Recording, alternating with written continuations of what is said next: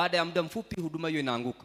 So kwa hivyo akawa amemweka Luka na akamwambia Luka, nenda uangalie kwamba ninasikia habari za mtu mmoja ambaye yuko katikati yetu, ambaye amekuwa akitembea katikati yetu na amekuwa akifanya mambo makubwa ya ajabu. So wewe Luka, ninakutuma uende uziandike habari hizo na uniletee mimi, ili nikaweze kujua nitakapokuwa nimefanya maamuzi ya kufuata injili hii, niwe ninaifuata nikijua ya kwamba sitafika mahali alafu iwe ni ya uongo. Bwana Yesu asifiwe. So kwa hivyo Luka akachukua jukumu la kuandika, na ndiposa alipomaliza Luka akawa ameingia katika kitabu hichi cha Matendo ya Mitume na akawa anaandikia barua hii kwa Theophileo, na akawa anaandika matukio jinsi yalivyokuwa. Neno la Mungu linatuambia kwamba baada ya Yesu kufufuka alikaa na wanafunzi wake ambao ni 11, baada ya kwamba Yuda Iskariote amefariki. Bwana Yesu asifiwe. Bwana Yesu asifiwe. So kwa hivyo akawa amekaa na wao kwa siku 40. Siku hizi 40 anawafundisha neno la Bwana, anawafundisha ni jinsi gani mimi katika huduma yangu ni summary. Ni kama summary, anafanya summary na wao ya mambo ambayo aliyoyafanya. Nilifanya muujiza huu, nilifanya hivi, nilifanya mambo makubwa wakati ambapo nilikuwa hai. Natamani kwa sababu mimi ni kuondoka naondoka, na nyinyi mfuate hatua hizo hizo. Bwana Yesu asifiwe. So kwa hivyo akakaa nao kwa siku 40 akiwafundisha na kuwaelekeza, akawafundisha neno la Bwana, akawafundisha neno la Bwana, na akajua ya kwamba kwa sababu sitakuwa na nyinyi, nimemuita Baba yangu ambaye yuko juu mbinguni awape msaidizi. Bwana Yesu asifiwe. Bwana Yesu asifiwe. So baada ya kuwafundisha neno na matukio yote ambayo alikuwa ameyafanya, ikawa ni siku yake kupaa juu mbinguni. So kwa hivyo tunaambiwa katika kitabu hichi Mwanzo Matendo ya Mitume sura ya kwanza mstari ule wa 3 na wa 4 ya kwamba alikaa na wao kwa siku 40. Baada ya hapo alipopaa wakabaki kwa siku 10. Bwana Yesu asifiwe. Na kwenye siku hizi 10 nikawa napendezwa sana, kwa sababu kwenye siku hizi 10 ndipo ambapo kanisa linaenda kuzaliwa.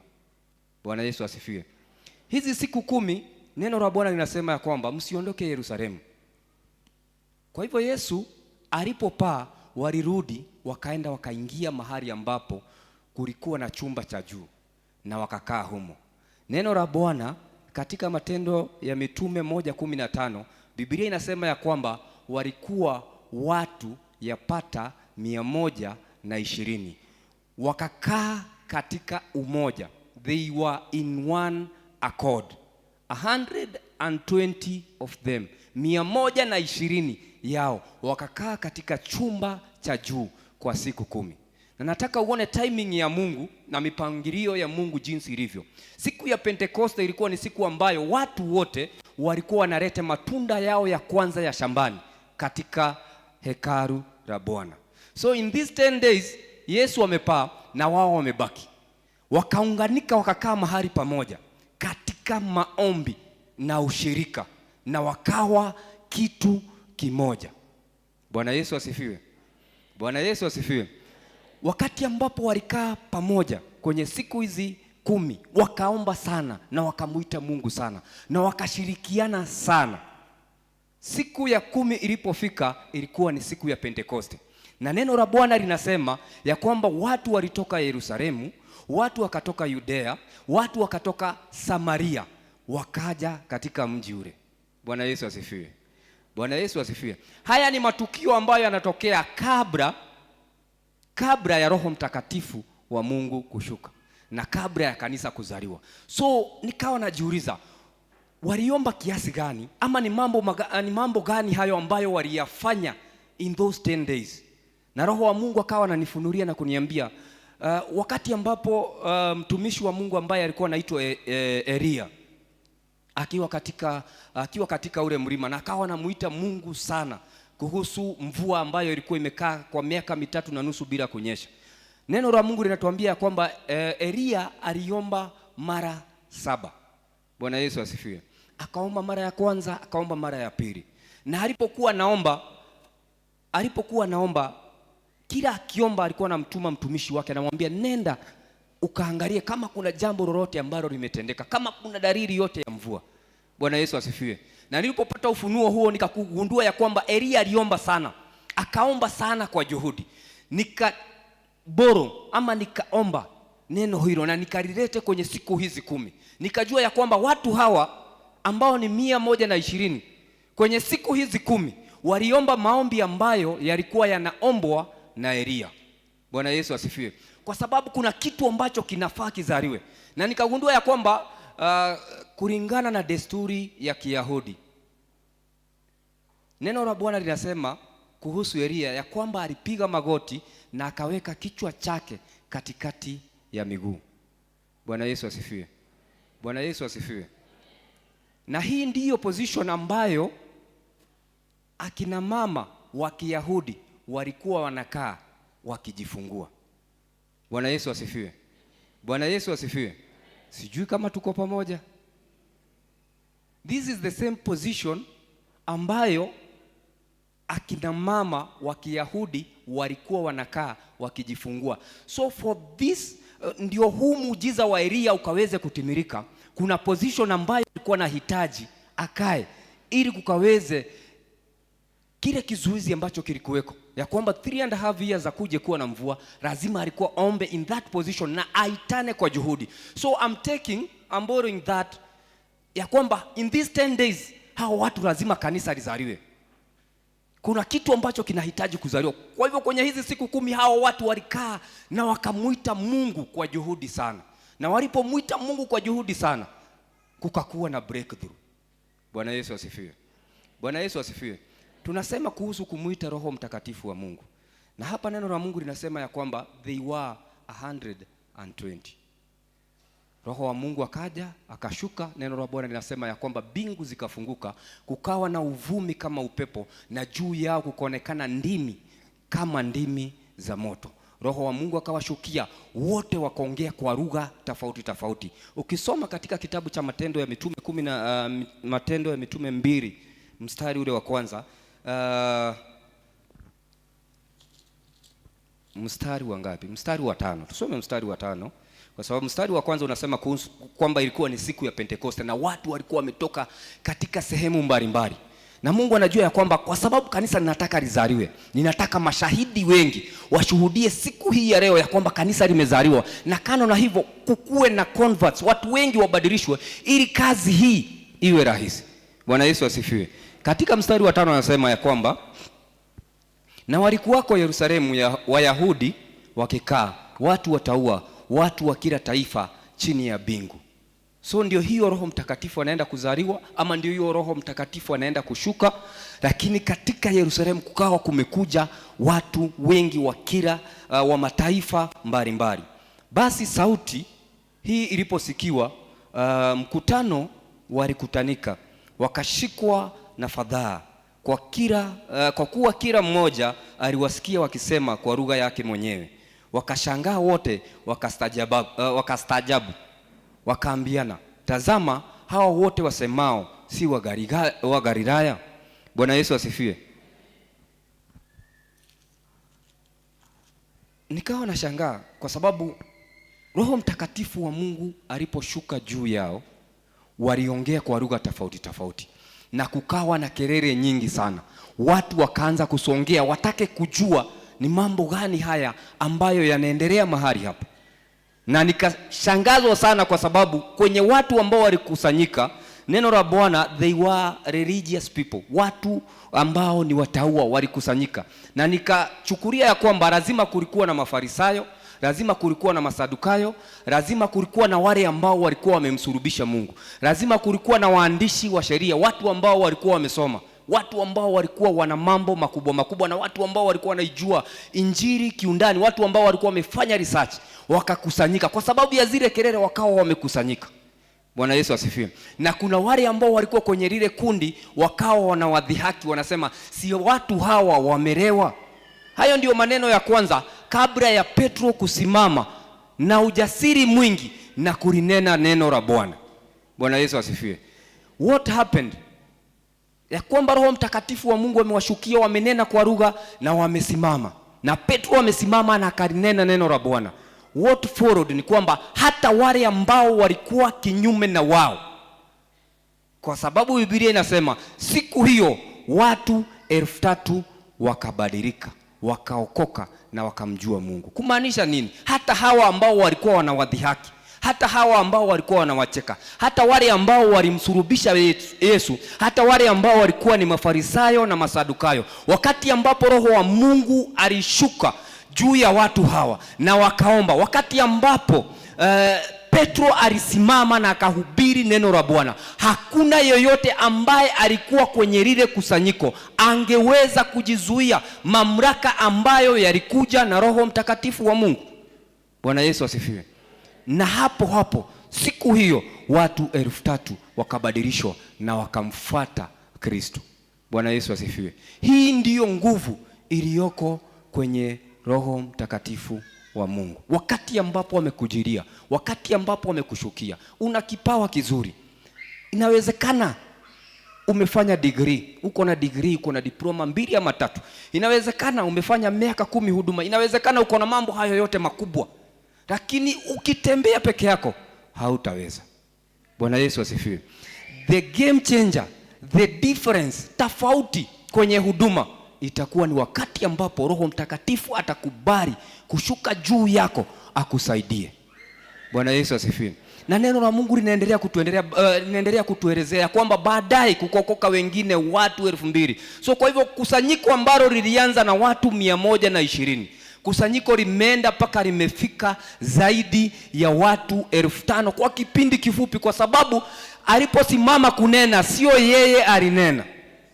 Bwana Yesu asifiwe. Aliposimama kufanya huduma yake, na nikawa napendezwa na neno hili kwa sababu wakati ambapo Roho Mtakatifu wa Mungu alimshukia Daudi, neno la Bwana linasema aliposhika kinumbi nayo mapepo yakawa yamemshukia Sauli. Aliposhika kinumbi, alipopiga kile kinumbi, yale mapepo yalikimbia. Bwana Yesu asifiwe. Roho Mtakatifu wa Mungu akakaa juu ya Daudi, akafanya mambo makubwa na kile kitu ambacho alikuwa amepewa. Wewe ni mcheza piano, wewe ni mwimbaji, wewe ni mhubiri, huduma yoyote ile ambayo umepewa. Bwana Yesu asifiwe.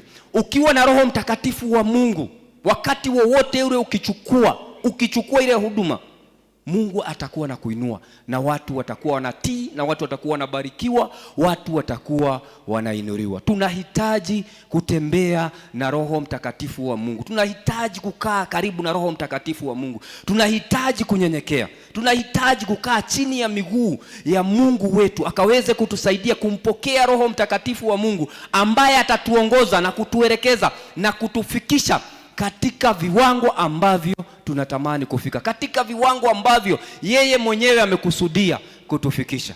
Bwana Yesu asifiwe. Bwana Yesu asifiwe. Huduma ya kina Petro ikawa ya ajabu kwa sababu waliruhusu Roho Mtakatifu wa Mungu ashuke juu yao na waongoze. Natamani siku hii ya leo, tamanio langu kuu siku hii ya leo ni kwamba ukaruhusu Roho Mtakatifu wa Mungu akashuke juu yao. Tamanio langu siku hii ya leo ni kwamba Roho Mtakatifu wa Mungu akatushukie sote, kwa sababu hakuna mahali popote tutakapoenda na tufanye huduma ambayo iko na impact, huduma ambayo itabadilisha watu, huduma ambayo itainua watu na kuwatoa kwenye umaskini, kuwatoa kwenye magonjwa, kama hatutaongozwa na Roho Mtakatifu. Bwana Yesu asifiwe. Bwana Yesu asifiwe. Neno la Mungu linazidi kutuambia kuhusu wanawali 10, 5 werevu na 5 wapumbavu. Na nikawa ninajiuliza ya kwamba wote 10 walikuwa wanamsubiri bwana harusi. Na nikawa ninashangazwa sana kwa sababu walikuwa wote ni wanawali, meaning they were righteous. Walikuwa wamesimama vizuri, walikuwa ni watakatifu, walikuwa wanakuja kanisani kama jinsi ambavyo wamekuja, na walikuwa pia na ufunuo ya kwamba bwana harusi yuaja. Wakati ambapo walimgoja bwana harusi kwa muda mrefu, neno la Bwana linasema ya kwamba wale ambao walikuwa ni werevu na wale ambao walikuwa ni wapumbavu, wote walibebwa na usingizi, wote walilala. Bwana Yesu asifiwe. Lakini tofauti ni kwamba ulipofika, ama wakati ambapo ulifika masaa ya usiku sana, katikati ya usiku, bwana harusi akaja. Bwana Yesu asifiwe. Na bwana harusi alipokuja, wote waliamka. Lakini makosa ilikuwa ni kwamba wale wapumbavu hawakuwa na mafuta ya kutosha ya kuwafikisha kumuona yule bwana harusi. Lakini wale ambao walikuwa ni werevu walikuwa na mafuta ya kuwafanya wakaweze kumuona bwana harusi. Bwana Yesu asifiwe. Na hiki ni kilio kikuu sana kwa kanisa na kwa wale ambao wameokoka na wanamjua Bwana. Bwana Yesu asifiwe. Kwa sababu hawa ni watu ambao wameokoka, hawa ni watu ambao wametunza imani yao, hawa ni watu ambao wanatembea katika haki. Lakini makosa yao ni kwamba kuna kitu ambacho walikuwa wanafaa wawe nacho ambacho hawakuwa nacho, na ni mafuta. Na mafuta ni Roho Mtakatifu wa Mungu. Na Roho Mtakatifu wa Mungu anatafutwa. Unaamka usiku unaomba, unaamka asubuhi unaomba, na unatafuta wakati wa kuomba. Unatafuta wakati wa wewe kujitenga na kukaa karibu na Mungu. Bwana Yesu asifiwe. Hiyo ndio akiba itakayokusaidia hata wakati ambapo utasikia kabisa umeremewa, usingizi umekupiga, utarara, lakini ukiamka, yule Roho Mtakatifu wa Mungu ambaye umekuwa ukimtafuta katika utere, yule Roho Mtakatifu wa Mungu ambaye umekuwa ukijaribu kumpariria na kumkusanya na kumweka karibu na wewe, atakusaidia. Hiyo itakuwa ni akiba yako, na ndiyo itakayokuokoa wakati ambapo bwana harusi atakapokuwa amefika. Bwana Yesu asifiwe. Bwana Yesu asifiwe. Tamanio langu siku hii ya leo, unaweza kuwa umefundishwa ama unaweza kuwa umepitia kwenye mikono mizuri sana ya huduma, kwenye huduma ambayo unaifanya, lakini kama huduma hiyo haitakuwa na Roho Mtakatifu wa Mungu, miguu yako itakuferi, ama experience hiyo yako haitakufikisha mpaka mwisho. Bwana Yesu asifiwe. Tamanio langu ni tukae chini ya muongozo wa Roho Mtakatifu, na tukifanya hivyo huduma zetu zitashangaza wengi. Bwana Yesu asifiwe. Tusimame.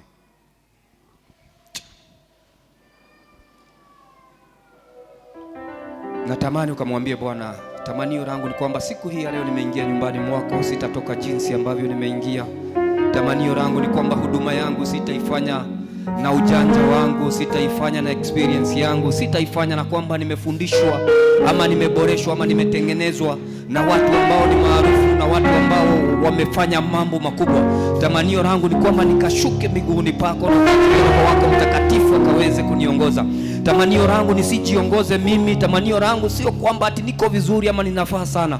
Tamanio langu ni kwamba Roho wako Mtakatifu siku baada ya siku akanifundishe, akanichukue hatua baada ya hatua, akaniongoze, akanielekeze, ili nikazidi sana kunyenyekea kwako, nikazidi sana kushuka kwako, nikazidi sana kukuabudu wewe uliye Mungu mwaminifu. Asante Jehova, Mungu mwaminifu na Mungu mwema. Asante kwa ajili ya asubuhi ya leo. Asante kwa ajili ya neno lako, kwa sababu umetufundisha kupitia kwa wanafunzi wako ya kwamba idadi yao iliongezeka sana, ya kwamba mambo ambayo waliyafanya yalikuwa ni mambo makubwa. Neno lako linasema ya kwamba kivuli cha Petro kiliwaponya wengi.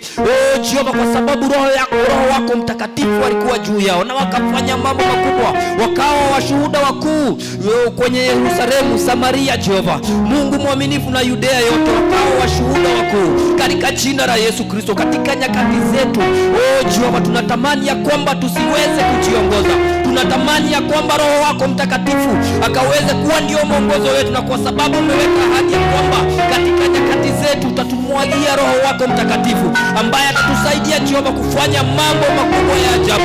Wacha Jehova katika nyakati hizi isipite tu, isiwe tu ni jambo la kawaida kuingia nyumbani mwako na kutoka tu, bali Jehova tukaweze kuwa na kipindi cha kuhudumiwa na wewe, tukaweze kuwa na kipindi cha kubadilishwa na wewe, tukaweze kuwa na kipindi cha kutengenezwa. Ninakuinua Jehova kwa sababu unatupenda, na ndiposa Jehova ukatulete mahali hapa ukiwa na mpango na kusudi, ukiwa na jambo ambalo unakusudia kufanya katika maisha yetu. Ninawakabidhi wote mikononi mwako Jehova, tukizidi kunyenyekea, tukizidi kukuinua na kukuabudu wewe, na ni katika jina takatifu kuu la Yesu Kristo tunaomba na kuamini. Amen. Tupigie Bwana makofi. Neno zuri sana, tena neno la wakati huu nataka kumuita Apostle Mainge pamoja na Lea na wale wengine wote katika kipindi cha kuabudu Bwana. Hebu tuweze kuzama katika maombi na katika kuabudu Bwana, na ukiwa pale usifanye ibada kuwa ngumu. Bwana Yesu asifiwe. Kama ni mikono muinulie Bwana. Bwana Yesu asifiwe. Kwa hivyo karibuni sana Apostle Mainge pamoja na Lea na waibaji wale wengine, ili tuweze kuendelea na tutaweza kupenya. Thank you Jesus. Bwana asifiwe. Nipungie mkono wako hivi kwa jina la Yesu. Simama kwa miguu yako na ili tumtukuze Bwana kwa jina la Yesu. ninamjua aliye mwamba, aliyeniokoa ni Bwana Yesu. Ninamjua